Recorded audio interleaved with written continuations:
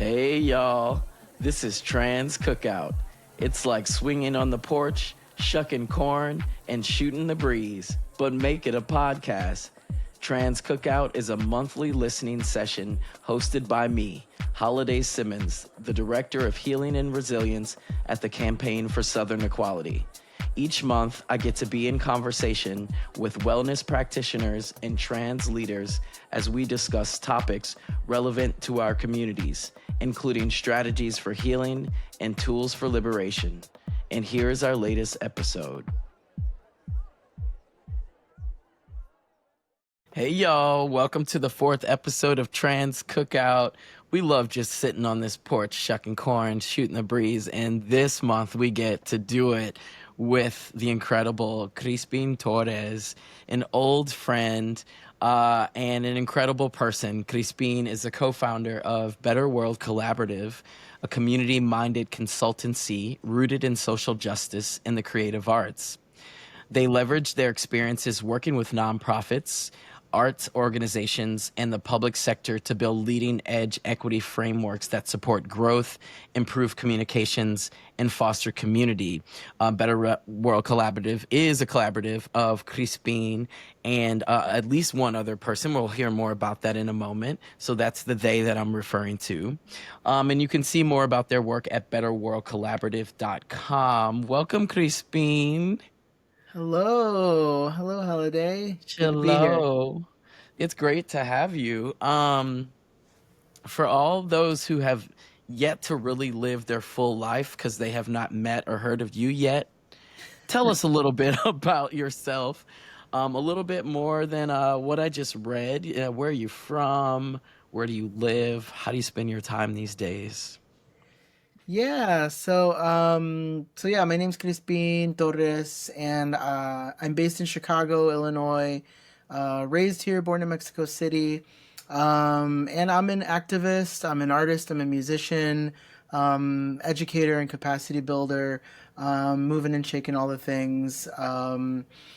Social justice related, but focused really on LGBTQ liberation and the arts. Wow, that's incredible. No, actually, see, I knew that I would learn something new every time we connect. Um, I think I do know that you're from DFA, Mexico City, but in my mind, you're like lifelong Chicagoan. So, tell me, first off, little selfish thing is like that's one place I've never been to in Mexico. I really want to go to Oh, DFA, but I wow. will refuse to go without someone who knows it because it's such a big city. So, Well, sounds like if you sounds like got we've got a family, trip planned, you and I. yes, please. Okay. Holla. Love it. Love Yes, it. I do When have when did family you move there. to the States? And also, I do want to hear a little bit more about like you are deeply rooted in Chicago. So I want to hear a little more of that. When did you move to the States? So I was but a baby. I was about 1 years old as a Okay. baby. But my family's immigration story is um, multi-layered. It's very interesting. It's not a traditional immigration story. So my abuelito, Maximiliano Carmona, Call who them out. almost made it to 100 and just passed Wow. this in 2023. And he lived a long, rich life. Mm. And he first brought our family, my mom's side of the family, to Chicago in I want to say like 1952, around there. That might not be the exact year.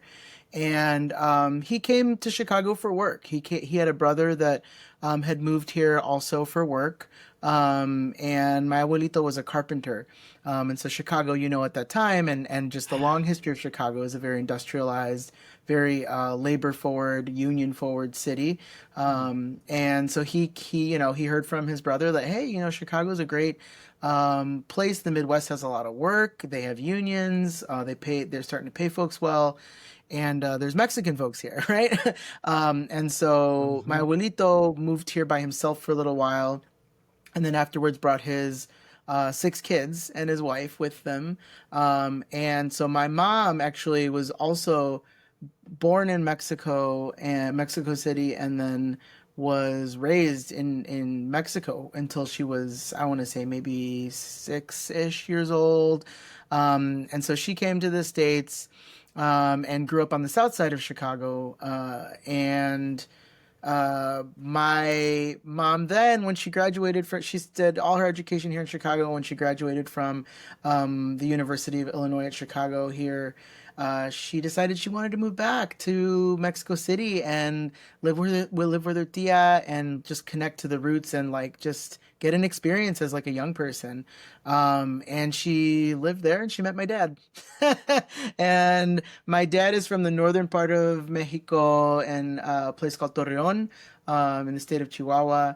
And he was in Mexico City studying engineering, and so he was at UNAM studying, just to get his degree in engineering and kind of take his professional path. And he literally ran into my mom on the street. But that's Wow. a long, detailed story. But to say that I grew up there for a year, and my two siblings, who are 7 and 11 years older than me, lived there like first 6 and 10 years of life in Mexico City. And then we Wow. came in, I think it was 1986. So yeah, Mm. so we kind of have a little bit of a back and forth kind of immigration story. But my abuelito was the Yeah. first one in the 50s to bring us here.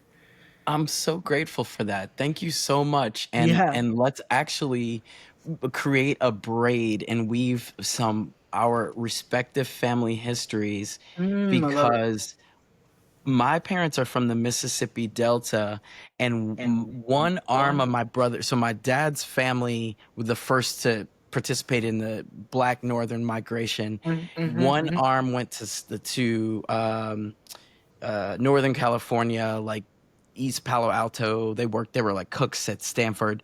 One arm went to Wow. St. Louis, which was Okay. ended up being me where I grew up, and one went to the South Side of Chicago. And if my numbers serve me right, they went to the South Side in the 60s. So around the same time, our families were migrating and immigrating Wow. to the South Side of Chicago. That's very Wow. interesting. That's really Um, cool. yeah, and I just want to say I would be remiss if I didn't say, given this recording is happening June 13th, 2025, and I would be remiss if I didn't just name uh the oh the asinine um things that are happening to so many immigrant communities right Hmm. now. Yeah. And I mean, there's so many layers of. I keep wanting to say fuckery. It's a children's show, but I think that word's okay. There's so many layers just in general to anybody, right? Yeah. Just to roll up in anybody's home, workplace, or just even a public place. Yeah. But secondly, targeted people. There are no illegal humans, only illegal governments. Uh-huh. But also specifically for people whose people were here before and who crossed this fake border before it was US and Mexico. Like, it's just so many layers and levels. And I just want to just name that because it would just be outrageous if I didn't. And I want Hmm. to honor the people that are protesting these actions. I want to send Yes. them love and support. Yes. And and Chicago is a sanctuary city. I know, Hmm. and we are seeing that don't even matter. Correct. Correct.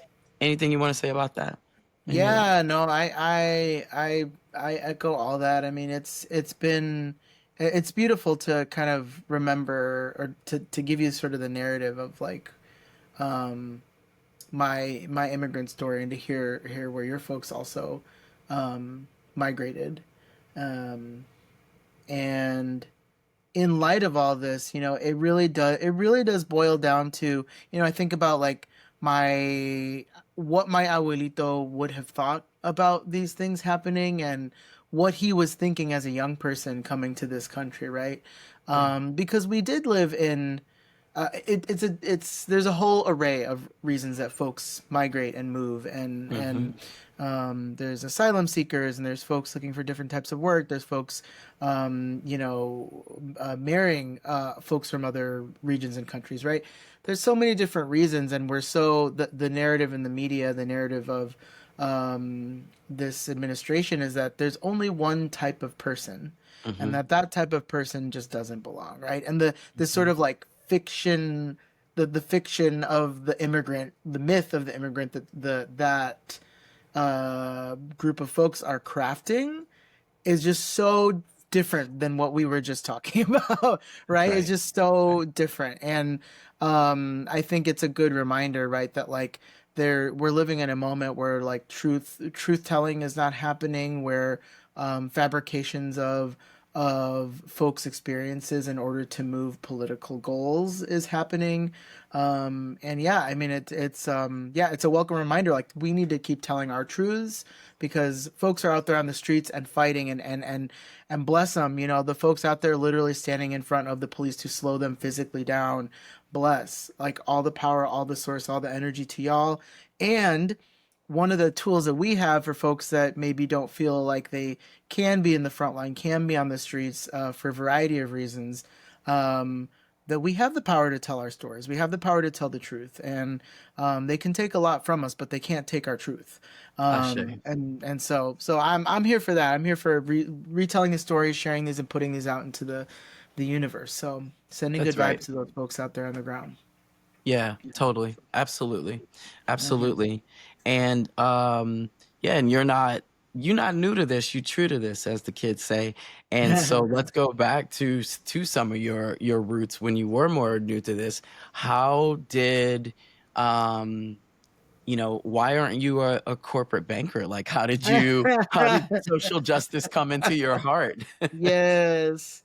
I mean, the short answer is music and punk Mhm. music, and feeling like my being an immigrant and being a queer person and being a trans person and knowing that something like punk music and the community around that music is what gave me language to understand that didn't I didn't feel comfortable in spaces that expected me to be a certain one type of way.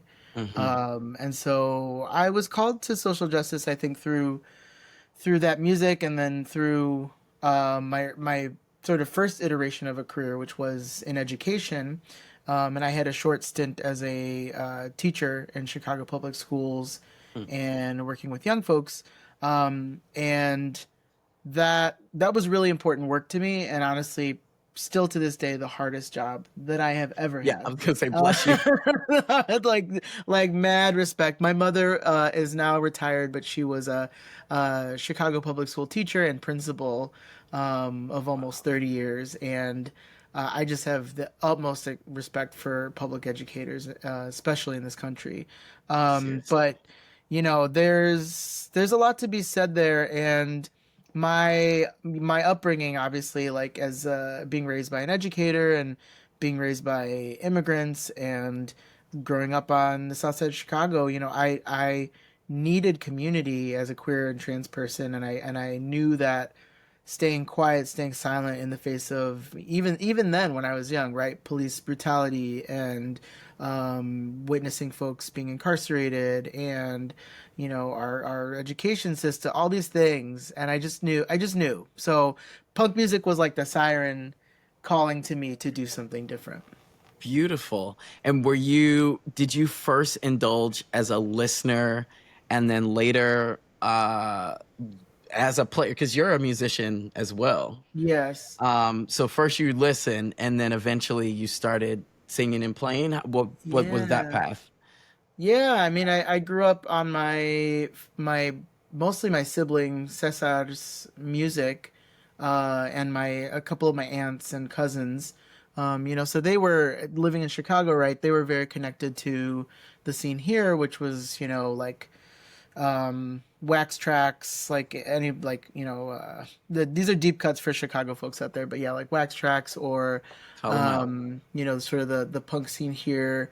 Um, that was really about it was punk, it was industrial music, it was goth music. So they were very very invested in that type of scene. And there were clubs at the time where, so my sibling I told you was about 11 years older than me. Mm-hmm. There were clubs at the time where they were all ages, and there Mm. may or may not have been alcohol, but it was very regulated, and it was meant to be an all ages space for folks to come and be in their goth clad and go in and like dance to goth and industrial music, like picture like sort of for the general audience, like picture like a band like Nine Inch Nails in Okay. the 90s, like that type of music and vibe where folks are Mhm. like, it's like a dance club, but it's like, guttural, raw, dark music. Yeah. And folks just chilling. Like that was just it was obviously very queer, obviously very punk adjacent.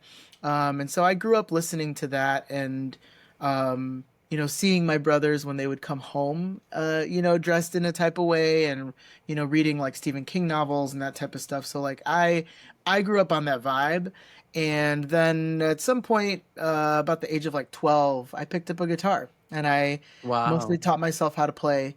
And I took a couple lessons and quickly was like, I just want to play. I just want to play. Wow. So I learned how Self-taught. to play punk music by playing with other musicians. I just made friends with kids that seemed like they listened to what I listened to, and we just started bands. I mean, that's like the best part about punk. You just literally are like, let's do this. Like, okay, Yeah. like I'm like, I kind of want to learn how to play drums, and I just taught myself how to play the drums. So it's one of those things where it feels very, very open, very non-hierarchical, and that's how I got into it.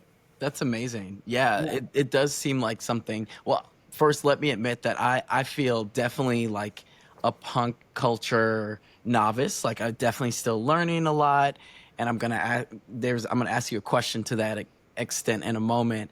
But what I did want to say is what I am learning is it seems like there's some like amazing values embedded in the culture in and of itself, similar to what you said, like around like a lack of hierarchy, like bunch yeah, of folks getting together and being creative. Not that bands don't have like a leader sometime or somebody that's like, sure. calling the set list or whatnot or Hmm. directing the songs, but that there's some sort of collaborative aspect. And something else I was gonna say, and please tell me if I'm wrong on it. There, when you said when I pictured you seeing your brothers come home from an event, I picture male assigned people with eyeliner and all kinds of just Correct. gender bending Correct. aesthetic. That's Correct. just Yes. that's just kind of like 100%. embedded in the culture. Am I right? 100%. Yeah, and that was this is like in the early 90s. So like that, like you see that now, right? Like this is for context for the folks and for the young people listening. Like if you see folks in, eyeliner, or think of somebody like even as ubiquitous as like Bad Bunny, right? Mm-hmm. Mm-hmm. Or like Machine Gun Kelly, or Mm-hmm. even Harry Styles, right? Like Mm-hmm. you see like musicians or folks like that, and folks replicate that style today. You'll see folks that, male assigned folks or masculine folks in eyeliner, like, or Mm-hmm. a dress or a tank top or jewelry, right? That's not weird to see anymore. But like in the early 90s, Mm-hmm. that was not the commonplace thing to see, Yeah. particularly with young folks, and that was an emerging scene. And so it was very gender bendy, it was very queer, and it was very, yeah, it was like, yeah, it was just like, I don't know, I was so like drawn to it. I was just like, Yeah. this feels, something feels correct about this, that like Mm-hmm.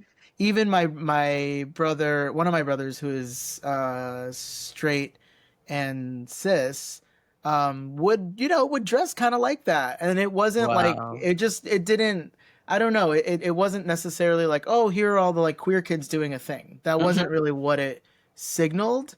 It was just sort of like, we're all experimenting. It's a place to like express yourself, and you could wear combat boots and have your hair up and have makeup on, and have like, chains on your wrist, and like, and that was like cute. And it wasn't, it just, I don't know, it was just like a very normalized sense of queer gender Right.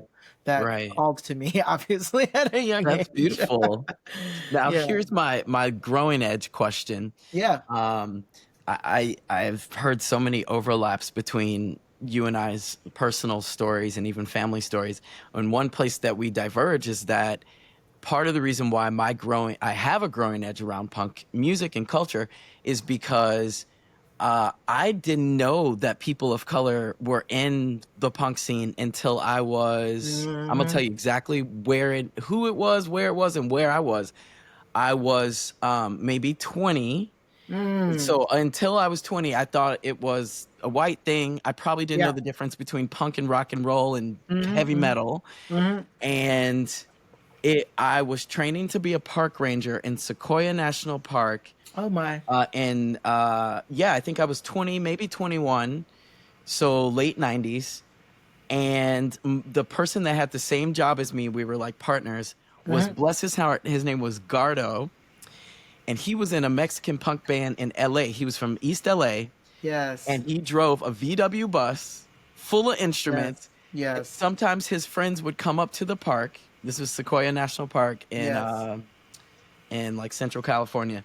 When his friends would come up, I was like, "Oh, it's not just you; it's a whole crew of Mexican punk folks in The East LA." pachanga. And I was Right. like, "You mean people of color do this?" I Some of the live. songs were in English, some were in Spanish. It was everything, and we were the best of friends. And it totally opened my world. Years later, I moved to Brooklyn, and I went to the early Afro punk festivals before it Yes. became more of a Yes. like pop music festival. It was an Yes. actual black punk festival with a Yep. skate park and everything. I Um, live. and so it just totally opened my world. Now you were already just way into the scene by then. Yeah. So my question is, was your introduction to the scene diverse, or was your introduction like a white scene, then you had to find Mm-hmm. diversity? Mm-hmm. I mean, I think it was in terms of what I listened to, there was a fair amount of diversity, and I really credit my siblings for that because like Yeah. I grew up with listening to a lot of those bands that like again that to reference Wax Tracks, there was a record store, but also like a connected venue that was here in Chicago, and they were just known for carrying all the and they had a record label, so they like had all these indie bands. And so bands like what you're referencing, like those are the folks like you would find a 7 inch and it would like have been mailed to Wax Tracks, and then you could like buy Wow. it at that record store, right? So I had a lot of really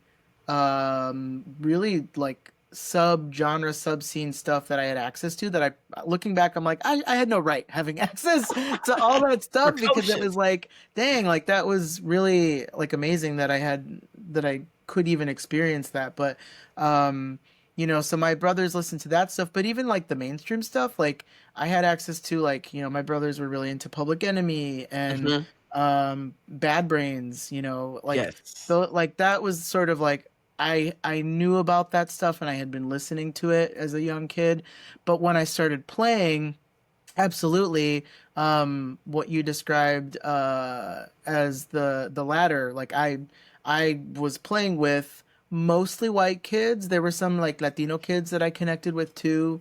But like a lot of white kids, per the schools that I went to and like the areas Hmm. that I lived in, and later in my teen and high school years, like it was yeah, it was like I had to sort of fight my way to find a scene that was more inclusive of people of color, of Hmm.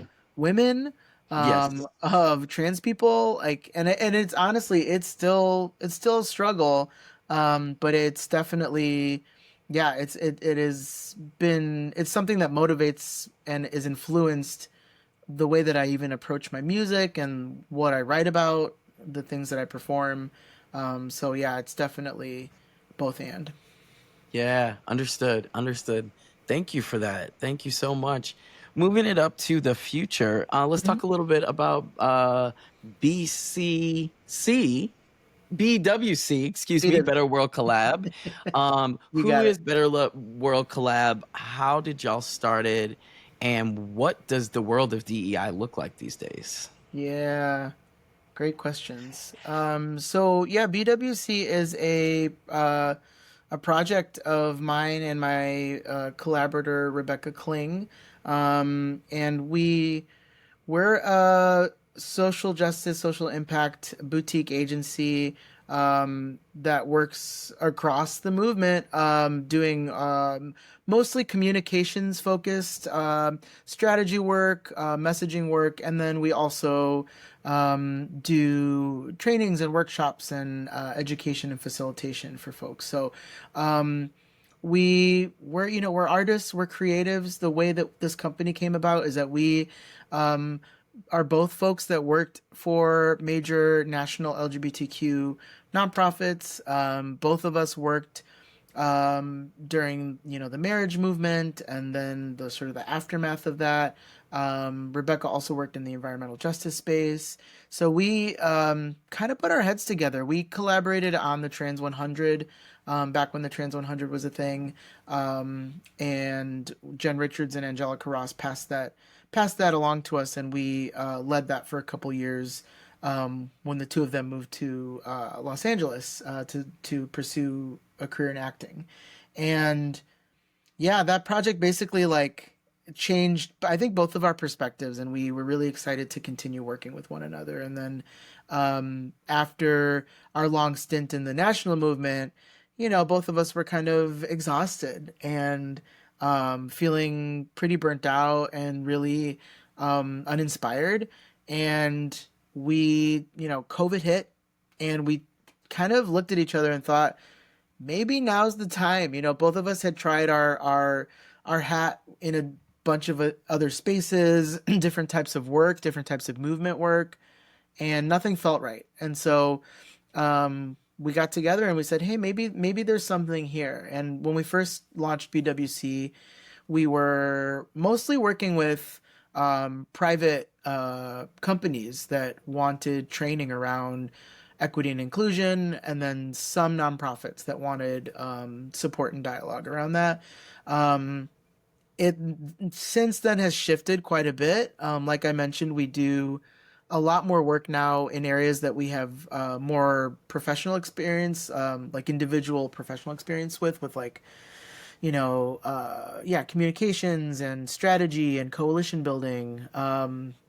That type of stuff is like where we came from. Those are our roots. And of course, as the universe has its way of working its magic, it ends up roping you back into a space that maybe you didn't anticipate. So we're in this space now, and we love it. And I don't know, to answer your last question in that series, I think BWC is trying to help navigate for organizations and community groups what the moment that we're living in looks like. Like, how do we find creative ways to continue to have dialogue around equity, around justice, around inclusion, in not in spite of, I think, but in light of the current moment politically and culturally and nationally that we're living in, internationally as well. And so, yeah, I mean, things have changed so much, but I do think we're in a state where folks are really grappling with hard questions of like, how far can we go? How vocal can we? And this is for folks like organizations or companies, right? Like, how far can we go? How much of this dialogue can we really have? What's at risk? And I do think folks are feeling risk averse because folks are scared, and that fear is very real.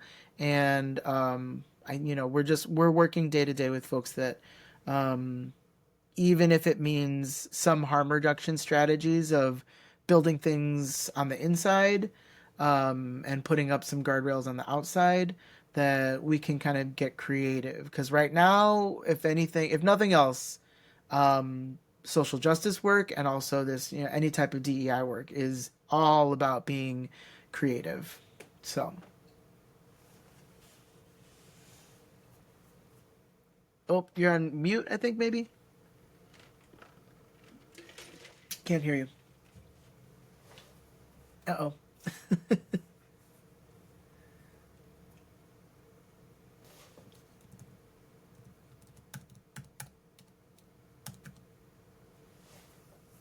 It's all good.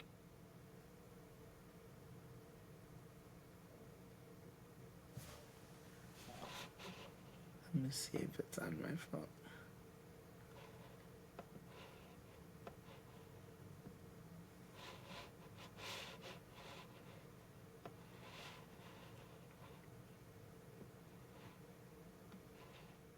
I hope it's not my fault. You can hear me? Okay. Yeah, I can see you. Very strange. Okay. Very weird. All right.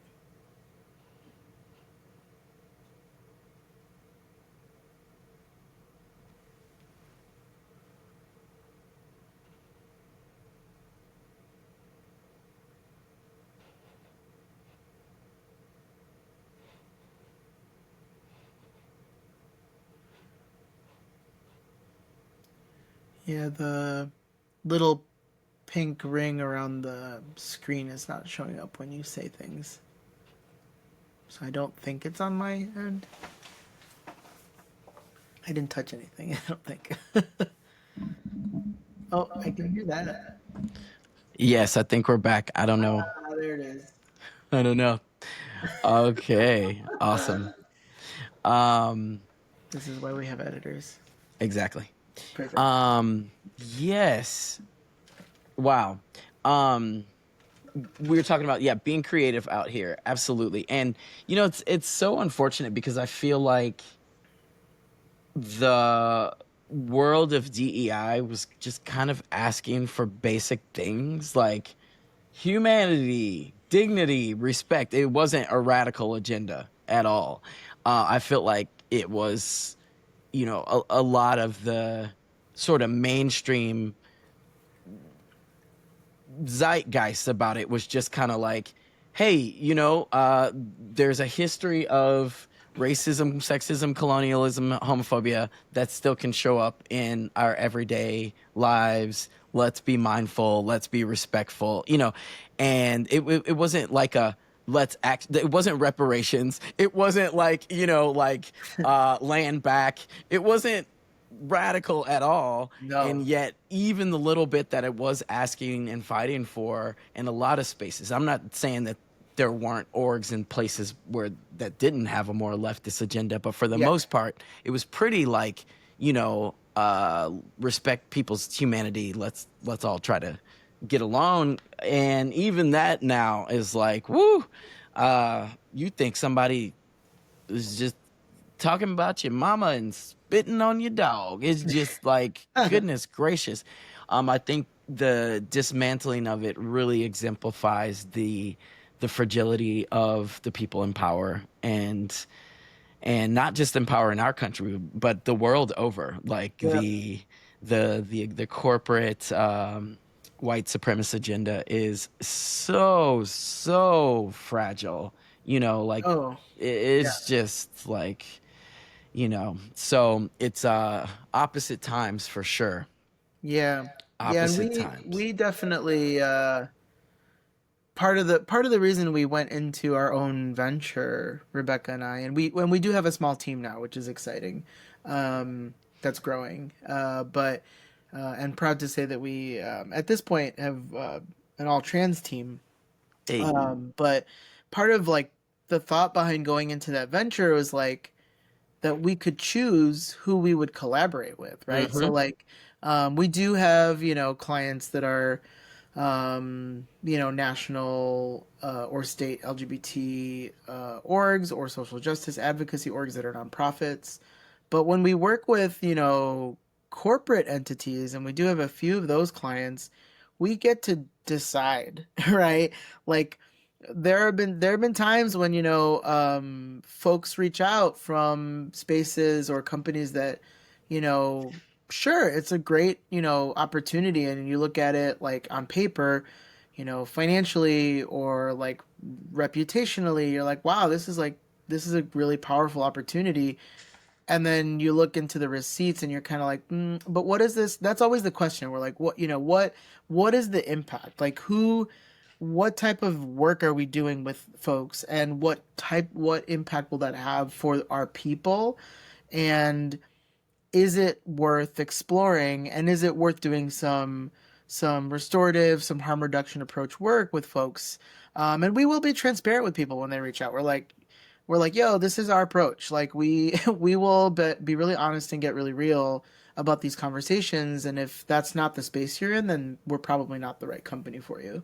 Mm-hmm. And so again, it's a privilege, obviously privileged position to be able to turn work away and to do that. And I know that. Mm-hmm. But that's been really important to both of us. And one example of that is we have one of our first clients was Estee Lauder companies, Mm-hmm. and Estee Lauder's company also has a subsidiary of they own MAC Cosmetics, right? And Mm-hmm. so they uh, had dialogue with us at one point about how to and ask for resources about how to properly engage with folks who might be trans or gender expansive or just period general who might approach a Mac counter Mm-hmm. at any store across the world. Like this Mm-hmm. is their global teams. Mm-hmm. So we were like, wow, you know what I mean? Like there's like, okay, Estee Lauder and what it represents and all these things. That obviously it's a Fortune 500 company. It has a lot of impact. There's a lot of considerations there. But then at the end of the day, we're like, if we can give them resources to affirm and engage with trans people or Mm-hmm. just people in general to like create an equitable gendered experience around makeup and cosmetics, like Mm-hmm. the scale of that is actually so incredible, right? Like across the globe, like we're talking about like hundreds of thousands of people going to a Mac counter. We're like that's pretty cool. Like that's pretty like I can live with that. So it's kind Mm-hmm. of it's always a delicate balance of like what is the real lived impact for me, the question that I ask, and then how is that offset by maybe chipping away a little bit or planting some seeds for folks that work in these companies that otherwise might not have had these dialogues. Yep. Yep. Yeah, absolutely. Absolutely. Um, yeah. Um, are you all finding that a lot of those you said you're finding people are a little bit more risk averse now? Did you take a dip in your contracts, or has the nature of the work just shifted? I think it's a little bit of both. Like the nature of our work has shifted in that, like, again, like I said, we've been asked to participate in more and more communications or coalition and sort of capacity building type work, Mm-hmm. which has been great. And at the same time, like we were already kind of going, veering and shifting a little bit in that direction, and then that executive order came out, and of course, like some clients that were repeating folks for us for years, like we haven't maybe heard from them, or they've let us know they're like peeling things back. And luckily, again, we're in a position where that hasn't affected us as a company too adversely. And at the same time, it's disheartening to Right. hear that I mean like it doesn't have to be us, but I wish that work was continuing. So Right. Hmm. um so yeah, it's a little bit of both. Right. Well, I want to commend you all for having boundaries in the work that you accept and the scope of the work within with certain orgs. Like, I think that even though, yes, I hear you say that that's a privilege to turn away work, but I actually think it keeps your values and your integrity in check, to be like, this is our line. We're not gonna Mm, just work with any company or organization, or we're not gonna just do just sort of like, I mean, when you say it could be anything, I feel like I've seen an array of DEI work, and I feel like just sticking to like, um, you know, you all's values around trans dignity, and only doing that type of work instead of like, I mean, it could be just yeah, I don't know. I just feel like that's great, and that keeps. I encourage individuals and orgs to do the same thing, especially if you're going off on your own and you're starting your own consulting businesses. Like, get your medicine, your brand down, and like maybe you can creep and be flexible a little bit, but like you're not a taco. You're not for everybody. Right, Everybody love tacos, but right, I'm not for everybody. Everybody ain't gonna like me or right, my somatics medicine. You know what I'm saying? And so right, like I have to, stick with your unique approach and your values, and right, it will ultimately like strengthen your offer and what you're yeah. right. So that's Yeah. great that y'all Thank you. stayed with that. Yeah, that's really good. I want to ask a couple more questions Sure. about your full person. I heard that you're a parent now. You're a papa now. Is it true? Yes, rumors are true. I am a proud trans dad of a 22-month-year-old. Okay, so almost 2 years Almost old. a toddler. Well, technically a toddler, almost two. Yeah, I love it. Congratulations. That is a beautiful thing. Beautiful Thank thing. you. And Thank you. I think I just want to know a little bit about like, 2 years in. Um, Yeah. What are some of the lessons? What are some of the joys Yeah. and sure challenges? Oh my word. Yeah, I mean, so much joy, so much joy. They are, the baby came into our life at a time when my mom was facing really hard health challenges, Mm, a battle with cancer, hip mm. replacement, chronic health issues, and she's cancer free now, by the way. So, Hey, I'm so happy to hear that. yes, thank you. And yeah, the baby came like right around that time. So it was honestly like that first year of her life was like taking care of her and taking care of my mom and really being part of that sandwich generation, right? Like seeing a young life and having to be a caregiver for that young person while also doing the same thing for somebody who's approaching their 80s. And there were days when those were the challenges, the days when it was like having to do both of those things at the same time were really hard, and at the same time a really beautiful reflection of like why we're here and like how we connect with each other in this life and how we can like what family looks like and what support looks Mhm. like. And if my mom hadn't been going through those things when the baby was first born, I think parenting would look really like it would have felt really different because Mm. community friend, and this is my like great privilege of being a queer and trans person, right, is that like the community came through, like folks offered to babysit and they made us food, and they sent us tinctures and all of these things, and that was amplified. Like folks were doing that for us anyway when the baby was born, but when they knew that we were holding that complexity of my parents' care and her care, it like just really like poured out. And yeah, that has been a true joy, honestly. And to see my mom get through that, and now she's getting much better and healthier and able to spend more time with the baby, and it's a joy. So Yes. that's been amazing. And challenges, um toddlers, good lord help us all. uh, I got real lucky. I feel like our kid is a real um overall just like really really easy, really like extroverted, easygoing, chill, Hmm. a chill demeanor. And I know you know my spouse. Hmm. uh they have a lot of them in them. Oh wow, got Like it. a I lot. love Like that. they are twins, and so there's a lot of that same like just very like gentle loving energy there, which I think is just part of their personality. But even despite that, like I don't know, it's another queer parent gave me some amazing advice, and Hmm. this is for y'all queer parents out there, or to be Hmm. queer parents. um they gave me this amazing advice, which was everything is temporary. everything is a moment, and this too shall pass.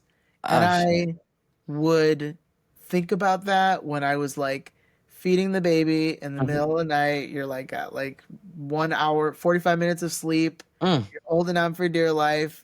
You're like, just like those moments or the tantrums, like the moments where it's like, how am I going to get through this? Like tantrum in the car, it's like 90 degrees out. Like, those type Mhm. of situations where um, you're hungry, you're angry, you're lonely, you're tired, you're Mhm. exhausted, and you're trying to get through the moment. I've thought it is literally a moment. And it always is. It always is. Like everything with kids is just and with adults to a degree, but with children even more. So like it is a phase, not a phase, because that's not quite precise, but like yeah, it's just a period of time. Yeah. And it And will move forward. absolutely. Yeah. Thank you for sharing that. That's quite wise, and it's so true that children are such great teachers about the moment because Yes. they know how to tantrum and cry it out, and then they're on to the next emotion. Yes. Dogs Yes. as well. Dogs will shake it, Yes. and they're Yes. on to Shake the it next out. thing. It's us adults who have not been practicing, our facing what we're really feeling and then letting go skills that Yes. so many of our adults we've internalized tamping down our emotions, and so it's all Yes. bottled up and It's it's all not bottled. cycling through. So thank your child for reminding us that we can feel big feelings and actually move on to something else. Yes. Yeah. Yeah, yeah. That has been one of the lessons that I continue to hold on to because yeah, it's a lot of work obviously in this and that, but I'm a big subscriber of like, you know, I'm so grateful to have the privilege of being able to like be a parent, like be a trans queer Yes. parent, like especially in these times when like literally like we have a government that's telling us we can't exist, we shouldn't exist, that we don't deserve rights or human rights, like basic things, and it's like okay, well, I'm out here and this young person is very loved, very taken care of, surrounded by queer and trans people that are helping parent and raise them. Yes. And I'm sorry, but like y'all can do what you want, but like I don't know. As Bambi says, mi existir es resistir. And so it's like, Okay. you know, here we go. Like, Mi existencia es resistencia. yes, Hmm. exactly. Yes, indeed. Did you just shout out Bombi Salcedo? That's right. Hey, love that.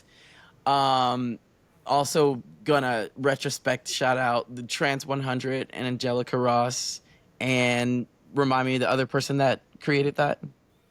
Jen Richards. Jen Richards. Yep. Trans 100, for any of the young folks listening, was an epic event that happened in Chicago for a couple years in the row back in the mid 2000s, where every year they honored 100 trans people.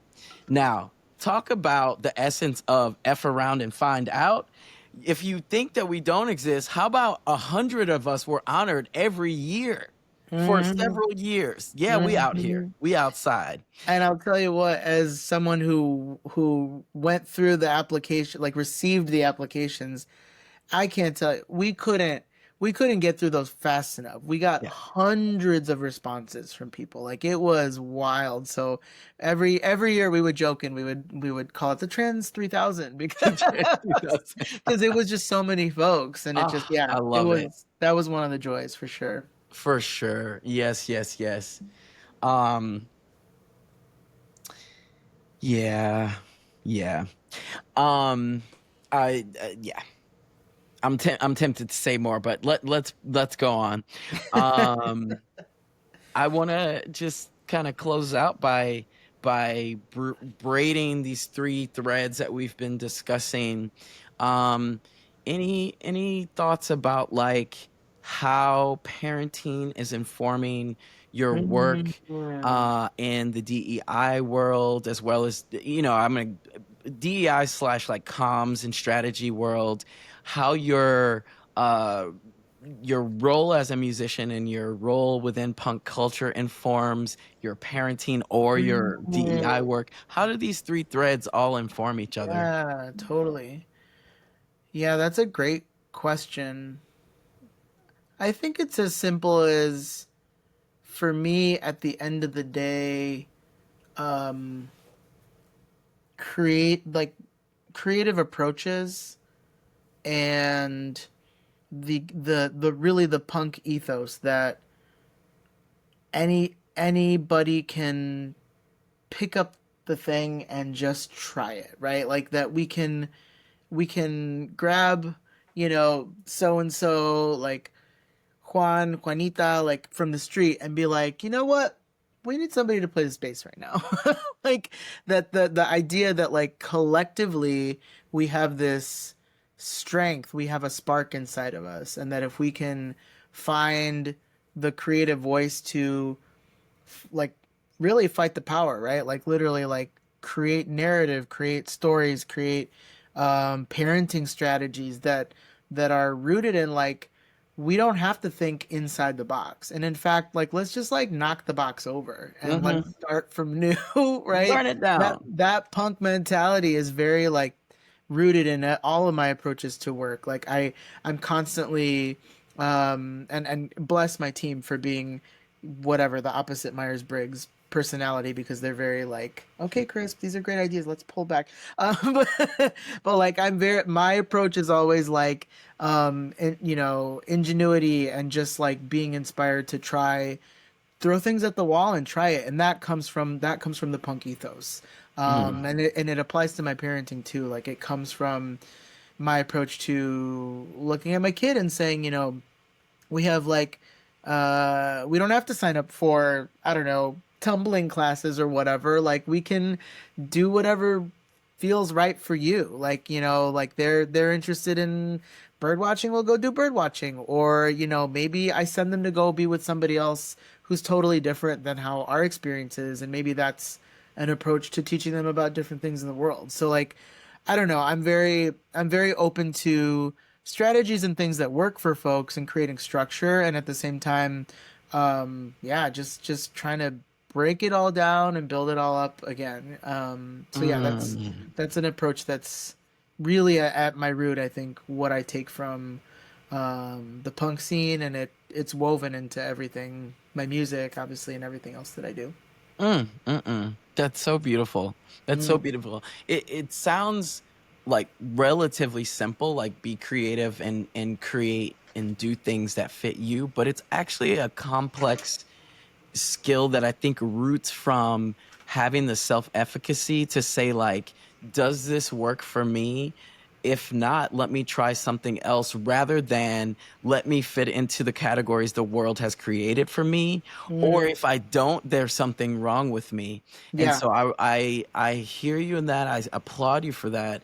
And on that note, I would love if for any young queer and trans youth listening who feel like that they need to fit into the limited categories of the world, um, if you have any words of encouragement um, Mm. for for living their truth, for even the Mm. journey of finding out what their truth is. Yeah. I think as I've uh grown as a person, and as I've experienced the world in multiple phases as a trans person, um, I think I've learned that subscribing to other folks' expectations, um, whether that's people around you, your given family, culture, doesn't serve you well, won't serve you well in the long run, right? And not to say that, we all need to reject all the things at all the times, and that, that's not, that's again, that's also not even what punk is about. It's I think my I don't know if it's advice, but just the reflection really is that, you know the the cultural needle is always moving. The conversation around queer and trans people is always moving, and when I look back at things, and when I also hear and listen to my elders that are in the queer and trans community, all I can see is this trend of an ebbing and flowing conversation where we move cultural conversations and folks open their minds, and then we retract, and we open and we retract, and we open and we Mm. retract. And in the middle is like this lived experience, is queer and trans people just trying to live their daily lives. And I think it can be so easy, especially in this moment today, with what we were talking about with immigration, with the Trump administration, all these pieces, Hmm. to lose sight of the most important thing, which is to just enjoy and live our lives, live our truth, and to remember that, yes, things are scary. Yes, our rights are absolutely under attack. And um, again, this is a moment, and this too shall pass. That Hmm. 10 years from now, 100 years from now, there will still be trans people. Yes. And we will still be having these conversations. And so I'm always inspired by, thinking about, like, the HIV movement of the 80s, and even, the early pioneers in the 90s, or even the 70s, like Marsha P. Johnson or Sylvia Hmm. Rivera, and thinking about those folks, like, I think they're looking at us now thinking, like, you're gonna get, like, we did this, like, we can do it again. You know what I mean? Hmm. So my thoughts for young folks today is to just, if you feel like you don't fit in, that's not a bad thing. And if you are worried about navigating this world that tells you you don't belong, you do, and you will find the folks that you need to find. And this moment too shall pass. That's right. Yes, yes, yes. You heard it, folks. And I second it. Crispin Torres, thank you so much for lending us a bit of your time. It's been a joy, a pleasure, Of and an course. honor. And until next time, keep rocking out there. Keep being a badass papa. And thanks so much. Absolutely. And you can follow Better World Collab at betterworldcollab.com, and check out Wolfman Band on Apple Music or wherever you get your music. Wolfman Band, yes, count it out. Thank you kindly. Yeah.